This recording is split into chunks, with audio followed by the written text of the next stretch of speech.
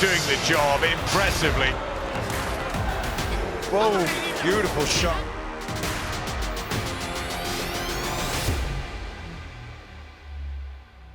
For Black History Month this year, we're celebrating our sisters, so who better to do that with than Caroline Dubois, the new world champion. Caroline is going to take us through some of the women who really inspired her through her career so far. So Caroline, should we go and have a look? Yep, let's go. Caroline, Claressa was not surprised when we were speaking before about who you were going to choose. She is the quote, Claressa Shields. Good shot from Shields. And this is fantastic from Claressa Shields. Just tell me a little bit why you've chosen her. I started boxing when I was 9 and I didn't have many role models. I didn't have many female boxers that I looked up to, admired, or even felt on a level where I could understand them and they could be someone that experiences are similar to mine. And I remember going up into squads and I was the only black girl there, and I just felt very insecure about how I looked, who I was. I was insecure about my muscles, how big I was compared to all the other girls, and I was insecure about so many silly little things, really, now that I look at it. But at the time, when you're 11, you're 12, you're 15, you know, that stuff that gets you. And being able to see Claressa Shields, I remember seeing her and she was so big, so strong, so good. I remember being insecure about the fact that I was winning all the time. And then I seen Claressa Shields and she never lost. She only ever lost one fight. She went to every tournament, dominated.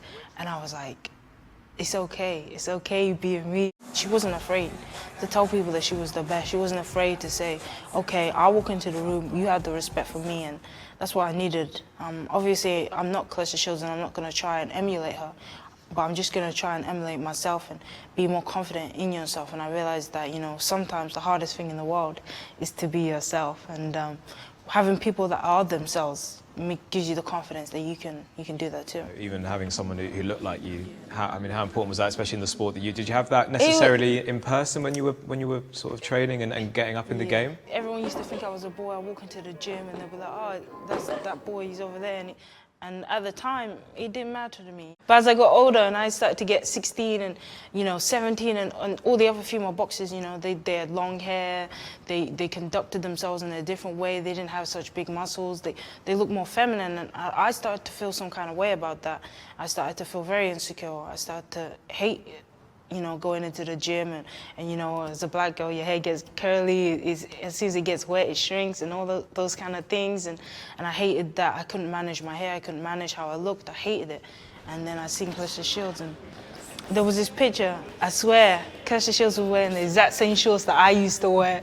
And she had this, I think it was this oversized top, and she looked, you know, rough. She just finished training. Her hair was all crazy. And that was exactly how I look after training. And I seen that picture and it was exactly what I needed to see.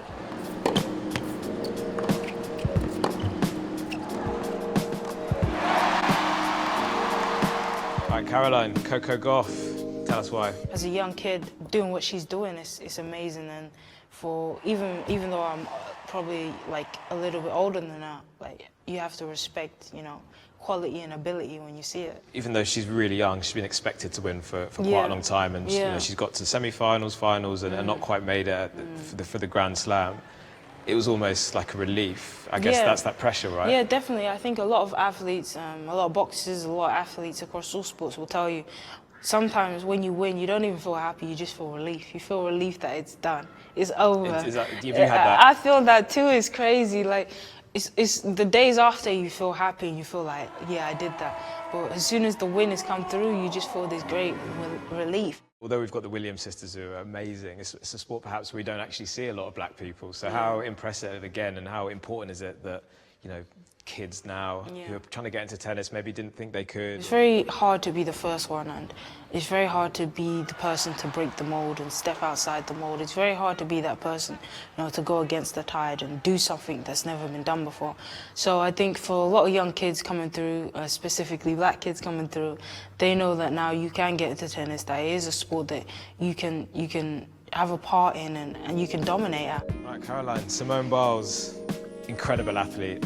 Tell me why you've chosen her. Definitely. I remember when I first saw her in person at the Olympics, it was very surreal. I was literally walking to the food court. I see this little short girl walk past me and I'm like, who is that? And then I wave at her and smile and she looks at me and smiles back, and yeah, we became best friends. She just doesn't know it. Like I said, I did gymnastics. Gymnastics was one of the first sports that I did. I had a lot of fun in gymnastics, and Simone Biles, you know, she's been at the forefront. She's been the GOAT of the gymnastics realm. What she's been doing has been, you know, it hasn't been done before, and yeah, I have a lot of respect for her. She's talked about struggling actually, or having to deal with not really having many black gymnastics idols for her, any role models. It's even more impressive, I guess, that she's achieved what she's achieved without that. Right? She's had to be that role model, you know, that she didn't have, and I think that, like I said, is very hard to do. To be that person when there's no one else that's done it before you is very, very hard. To be the first is always difficult. How much admiration do you have just for her courage and being able to sort of tell her story? Athletes step onto the screen and you only see the screen work, you only see them perform. You don't know what's going on behind the scenes, you don't know how they're feeling, what's going on. And for her to come out and be open about what she's going through and how she's feeling is very hard. You see a lot of athletes, a lot of boxers get in the ring and they're dealing with problems and they're dealing with situations, and no one tells anyone until it's too late. So for her to be doing it so early, no one to speak her mind, to say how she feels, that should be taken in as, you know, something that we applaud. Right, Lea Ali, Caroline, why have you chosen her? When I started boxing at 9 years old, there was no Olympics, there was no amateur boxing system, there was nothing really. There was only the pros, and there was only pros because of, I think, Lea Ali. And when I started, I said, I want to be like Laila and turn pro and become a champion. And she was the girl that showed me that. She's undefeated throughout her career, obviously world champion as well. Is that something you think about in your career, sort of making sure you're undefeated, or does that come into your mind? No, it doesn't bother me, to be fair. I feel like the most important thing is being involved in good fights, big fights, and earning your name, your legacy. You see so many fighters and they lose, but they get more respect coming off the loss and how they can conduct themselves after the loss than if they had won. Lea Ali, obviously everyone knows her second name, they recognise it straight away. She's the daughter of Muhammad Ali, she comes from a boxing family. The same as you, with Daniel. Did you ever find that pressure, obviously, because you sort of started before you? Did you resonate with Not really. I was lucky that, you know, I started and we were both still young, so we were both still carving out our name. And to be fair, I was able to get my own respect because I was a girl. People said, who's this girl coming through that's the sister of Daniel Dubois? And at first, that's what people were saying, but then when they see me and see my ability, they'll realize that this is very much, you know, not just getting her attention because of Daniel, she's getting the attention because she's good. Lea Ali's been really successful after boxing. She's gone into fashion, various other industries.